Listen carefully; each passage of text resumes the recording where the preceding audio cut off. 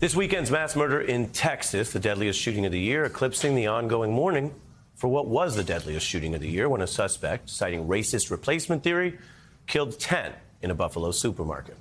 The mourning continues as 3 victims from that attack were laid to rest today. Andre McNeil, Geraldine Talley, and Margus Morrison. And now 2 more far-flung communities are inextricably linked by what we've been discussing this week, this uniquely American tragedy where access to guns drives this kind of mass shooting violence. The final goodbyes beginning in a broken-hearted Buffalo. How dare you! I never would have thought my mother would be shot dead. Have a bullet go through the right temple on her head. Breaking news tonight, the horrific shooting rampage at an elementary school in Texas. This comes just 10 days after the mass shooting at a supermarket in Buffalo. Mourners gathered yesterday to honor a retired police lieutenant killed trying to stop the gunman. It is clear that this community will not forget about these 10 lives lost. And as national attention now shifts from Buffalo to Uvalde, and then experts warn to what would be, statistically, likely the next mass shooting, we're faced with this sort of grim displacement of one community's shooting victims, their stories, their situation for the next. Well, tonight, we have a conversation about all of this. We bring in Buffalo artist Benny the Butcher, who has a home near the top supermarket. He knows people who are mourning victims from that attack. And Benny has actually proudly been repping his community long before these tragic headlines. Yes, sir. Benny the Butcher! The Butcher! The Butcher coming. I'm a Buffalo signed to Def Jam. That's fire. That's crazy. Over the last 18 months, Benny has just turned into a star of his own. The line hot, they want to hear the truth on the record. Since I blew more, the feds got threw off direction. I'm too smart to catch me in a 2-part confession. I'm from Buffalo. I talk with a Buffalo accent, not a New York City accent. Not a New York City accent. We'll get into what that means. We're also joined by Make It Plain host Mark Thompson. He was recently in Buffalo working on a project for a farmer's market for residents there to have access to groceries after the tragedy. Thanks to both of you for being here for this conversation. Yes, sir. Thank you for having us. All right. Benny, I mentioned how tough it is because we would still be focused on Buffalo if not for this thing. And this thing, of course, is horrific. We've been covering that all hour. What did it mean to you coming from Buffalo to see that happen there? Oh man, it's it hurts me. You know what I'm saying? To be at the point that I'm on. I'm living at a high height right now, and for my family and for the city to be going through that, I just want to let them know the city know we're here for them. You know what I'm saying? And I'm happy that the world get to see what kind of community Buffalo is. You know what I'm saying? That we're a close knit community and we're always there for each other. And it's really the city of neighbors, though. You know what I'm saying? So. Yeah. We have a school shooting, Mark, where people are targeted partly because they're kids, whatever the killer's deranged thoughts about that. In Buffalo, according to what was cited by the suspect, they were targeted because they're black. Yeah. There was a great mentor to many of us here in Harlem, Dr. John Henry Clark. And he used to say that a nation could really be judged by how it cares for its very young and its very old. So you have elders at a grocery store in Buffalo who were killed. And you have young people, essentially babies, who were killed in a school within the span of a few days. Right. What is going on in this country that nothing can be done about that, and this continues to be allowed to happen? And then politicians, on the one hand, you can't be against Roe and say you pretend to value babies in the womb, and then not have value for babies who were sitting in middle school getting shot and getting killed.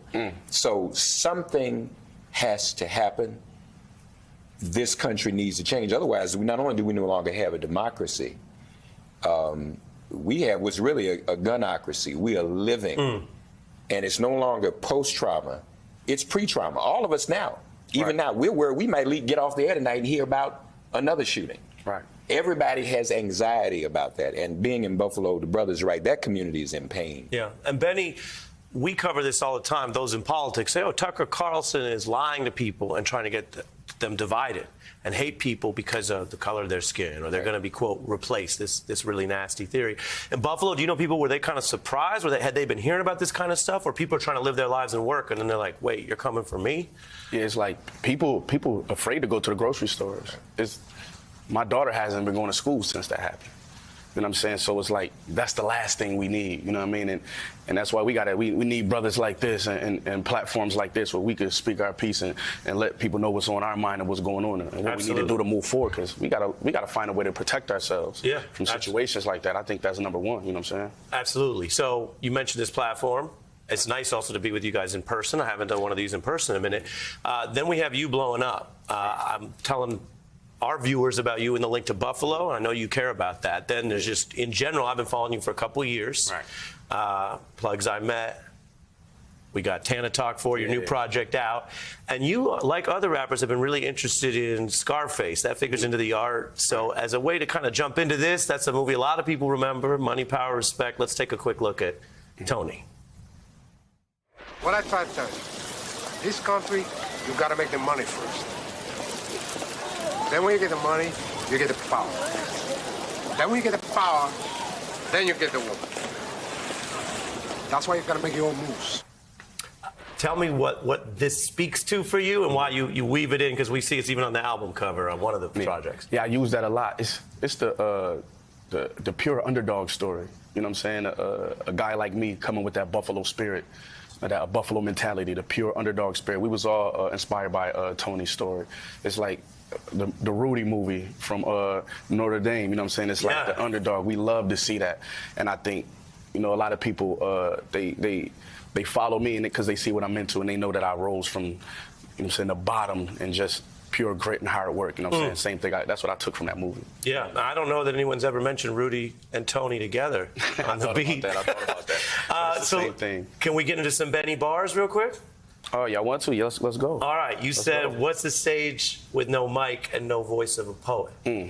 What's more important, the flower or the soil that grow it? One rule, don't get caught up in the moment. What does that mean? That just means is that without the stage, without the mic, or without the poet, you know what I mean? It's synergy. You need one thing to exist for the other thing to exist. You know what I'm saying? And don't never get caught up in the moment of what's going on around you. Sometimes you can't stop and smell the roses. You just got to focus. So that goes to me focusing, that pure grit. You know what I'm saying? All right, we're going to do another one. Less lofty. Okay? Let's go. You want to cry in that Toyota or this Maybach? Right?